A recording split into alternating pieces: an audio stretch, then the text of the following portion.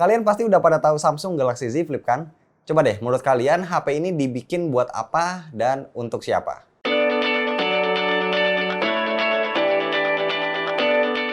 Kalau menurut kalian Galaxy Z Flip adalah HP buat kalangan terbatas, nah gua setuju. Pertama, nggak semua orang mau atau mampu beli HP dengan harga yang hampir 22 juta. Kedua, nggak semua orang berani atau nyaman pakai HP yang layarnya ini bisa dilipat. Nah makanya Samsung nyiptain Galaxy Z Flip ini buat mereka yang pengen nyobain sesuatu yang baru atau buat orang-orang yang udah bosen banget sama form factor HP yang begitu-gitu aja.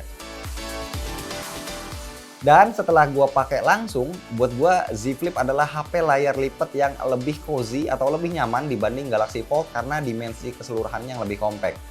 Layarnya juga lebih solid dibanding Galaxy Fold. Kalau boleh jujur, buat gua Galaxy Z Flip punya desain yang nggak terlalu menarik, cenderung biasa aja, lempeng-lempeng aja, nggak ada sudut atau sisi yang bikin kelihatan eksotis. Nah yang menarik dari desainnya ya karena bisa dilipat, udah itu aja. Ketika dalam posisi terlipat, HP ini mirip banget kayak kotak bedak.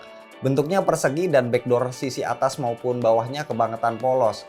Di bagian atasnya emang sih ada frame kamera dan juga ada layar eksternal. Tapi menurut gua harusnya bakal lebih kece kalau layar ini dibikin lebih gede sekalian. Kayak Motorola Razr. Kalau layar eksternalnya cuma seukuran 1,1 inci begini, jadinya agak useless. Mau buat pamer nanggung karena nggak kelihatan. Mau buat baca notif juga percuma karena ujung-ujungnya kita harus buka HP buat baca pesan yang masuk. Jadi ya fungsi efektifnya cuma buat ngecek jam sama kapasitas baterai aja. Banyak teman yang nanya ke gua, nyaman gak sih pakai HP model layar lipat begitu? Apa nggak takut cepet rusak? Kalau dibilang nyaman sih ya nyaman-nyaman aja. Bodinya emang lumayan tebal kalau posisi kelipat kayak gini. Sukses bikin kantong jeans gue jadi bejendol. Cuma karena form factor ini persegi dan juga bodinya compact, jadi gua nggak ngerasa terlalu keganggu. Kalau dibilang berat, ya nggak terlalu berat-berat banget karena bobotnya itu nggak nyampe 200 gram. Soal takut cepet rusak atau enggak, bisa dibilang gua nggak takut karena Samsung udah ngasih casing bawaan dari Mika. Walaupun desain casingnya biasa banget, tapi dipakainya nyaman dan udah cukup melindungi bodi luarnya. Paling yang butuh perhatian lebih adalah layarnya karena nggak dapat anti gores. Nah saran gua kalau mau naruh di atas meja, pastiin layarnya jangan menghadap ke bawah sekalipun sebenarnya ini ada list pelindung di setiap sisi layarnya. Terus kalau mencet layarnya juga jangan kekencengan dan satu lagi kalau mau bersihin pastiin pakai lap microfiber yang bersih. Kenapa? Karena basicnya layar Z Flip terbuat dari plastik yang katanya dilapis kaca super tipis. Pasti lebih rentan rusak ketimbang layar HP biasa. Kenapa gue bilang dari plastik? Karena pas dipakai di outdoor ada pantulan cahaya yang mengkilat ataupun bayangan muka kita di layarnya. Hal ini pastinya jadi sedikit mengurangi kenyamanan pas dipakai di bawah matahari terik. Walaupun begitu, overall gue tetap kasih 2 jempol buat layar Galaxy Z Flip. Dengan sistem foldable, kualitasnya tetap juara. Pas dipakai di dalam ruangan, garis lipatan layar ini nggak kelihatan. Kecuali kalau disentuh ya pasti bakal terasa. Gue udah pakai buat main game, buat browsing, streaming film. Kualitasnya sama bagusnya kayak flagship Galaxy S atau Note series. Tajam dan colorful. Cuma emang refresh rate-nya masih standar, belum 90 apalagi 120 Hz. Tapi ada sedikit catatan karena rasio layarnya memanjang 21,9:9, jadi bakal ada bagian kepotong pas kita nonton atau main game secara full screen. Misalnya kayak Clash Royale, area pinggir kiri dan kanan ini jadi kepotong. Satu tips lagi dari gua kalau lagi ada di rumah atau area yang aman dari jangkauan anak-anak, mendingan nyimpen HP ini dengan kondisi layar kebuka, jadi biar nggak sering buka tutup. Kecuali kalau pas lagi mau pergi atau nyimpen di kantong, baru deh nyimpennya dengan posisi layar ketutup. Nah ngomongin soal buka tutup layarnya, kita harus ngelakuin pakai 2 tangan karena engselnya lumayan seret. Gak enteng kayak HP Flip zaman dulu. Kalau digoyang-goyang kayak gini, posisi layarnya tetap stay, nggak bergerak. Kebayang ya sesolid apa engselnya. Cuma sayangnya ada kekurangan di tata letak tombolnya. Pertama, posisi tombol volumenya terlalu ke atas, jadi harus geser tangan lagi kalau mau mencet. Kedua, dimensi tombol powernya kekecilan, padahal juga berfungsi buat fingerprint. Jadinya pas awal-awal pakai itu suka susah ngeraba di mana tombolnya. Fingerprintnya cepet atau enggak? Jawabannya cepet dan akurat. Karena Galaxy Z Flip dibikin buat mereka yang anti mainstream dan pengen tampil beda, so udah pasti ada hal lain yang dikorbanin. Dengan form factor layar lipat, Galaxy Z Flip cuma punya 1 slot nano SIM tanpa slot micro SD. speakernya juga single, dan kapasitas baterainya cuma 3300 mAh.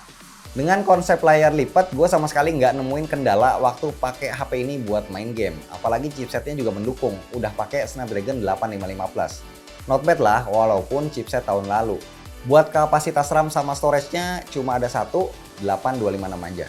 Tapi sejujurnya gue sih jarang banget pakai HP ini buat ngegame berat. Paling sesekali main CR aja kalau lagi boring. Selebihnya keseringan buat medsos sama multimedia. Ternyata gue bisa dapat SOT itu 5 jam. Lumayan banget buat baterai 3300 mAh. Nah sayangnya ngecasnya emang rada lama, hampir 2 jam karena cuma 15 watt. Masih ada satu hal lagi yang dikorbanin di Galaxy Z Flip, yaitu kameranya. Sebagai HP flagship, kamera bukan jadi keunggulan Galaxy Z Flip. Selain cuma punya dua kamera utama yang sama-sama 12 megapiksel, kualitasnya juga masih di bawah Galaxy S20 series. Sekali lagi gue bilang yang beda agak jauh itu kualitasnya, sementara kalau user face atau softwarenya itu mirip-mirip, termasuk ketika kita mencet tombol shutter, itu kita bakal ngerasain ada getaran atau vibrate. Yang bikin kualitasnya di bawah Galaxy S20 series adalah tingkat detailnya. Wajar sih karena emang kalah di angka resolusinya. Kalau motret pas gelap juga lebih berasa noise-nya. Begitu juga pas record video, noise-nya lebih berasa. Dan juga stabilizernya kalah smooth.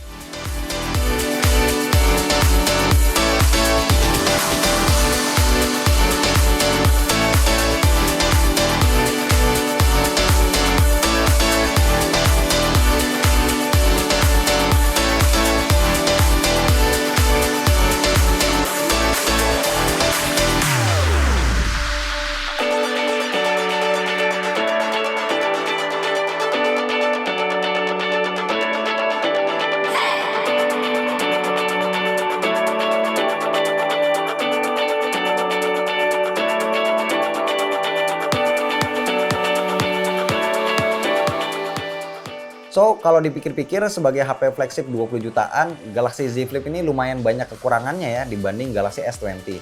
Tapi buat gua hal ini adalah wajar karena sekali lagi yang ditawarin Z Flip adalah experience pemakaian HP yang beda dari yang lain. Gua sendiri ngerasa happy banget karena rasa jenuh gua ngeliat dan pakai HP dengan form factor yang gitu-gitu aja langsung hilang begitu gua pakai Samsung Galaxy Z Flip. Ini adalah HP layar lipat yang paling aman dan nyaman dipakai buat saat ini. Dan kalaupun masih ada kekurangan, menurut gue ini adalah hal yang wajar karena bikin inovasi HP layar lipat itu sama sekali gak gampang.